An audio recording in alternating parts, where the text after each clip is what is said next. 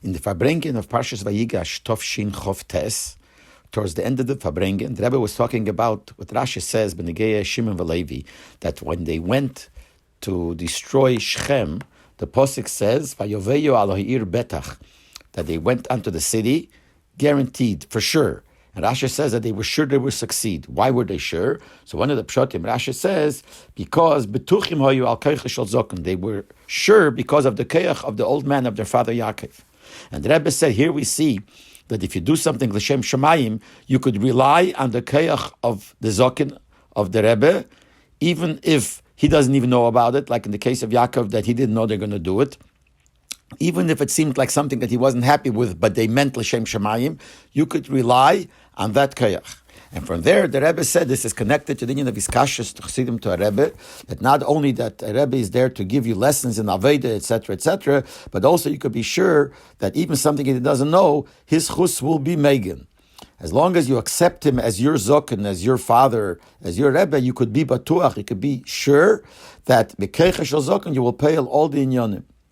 And then the Rebbe said, so you could go in, you have the koach to go into a city, one person in the city or two people, even two people in the country, and break through all the barriers, even if he doesn't know about it, like it was here, because here we see that they were betuchim b'keicha shel zokin. And then the Rebbe continued and said like this, since we're now coming from Chanukah, this was Parsha Vayigash, which was not long after Chanukah, and we're going soon to Purim, Abba Eloheinu Al Kol Yisrael L'Teva.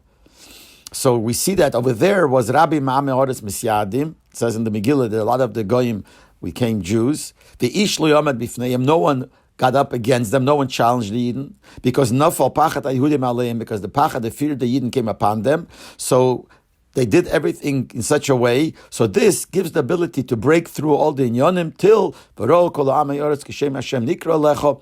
That all the nations will see Hashem's name is called upon you. That's how the Rebbe finished. Now, at that moment, after the Farbrengen, we were thinking that the last piece that the Rebbe said had not such a direct connection to what he said before. And also, it was not long after Chanukah, the Rebbe is saying that we're going to Purim soon. Purim is a long way away. The Rebbe brought in Purim and he said, so someone may just mention that there's something strange here that the Rebbe said this. The Pel Mamesh, after Shabbos, we found out that at that time when the Rebbe was Farbrengen, around that time when he said this, is at the time when the Israeli army went into Lebanon, to Beirut, and bombed the airport. Because before Shabbos, from Lebanon, they did a terrorist attack. So Israel retaliated, but not by killing any people, but they went into the airport and they destroyed or they bombed the airport. And the nest was that no one challenged and no one stood up against them. They went in, they bombed the airport and they left. Nothing happened, no casualties or anything. They were successful.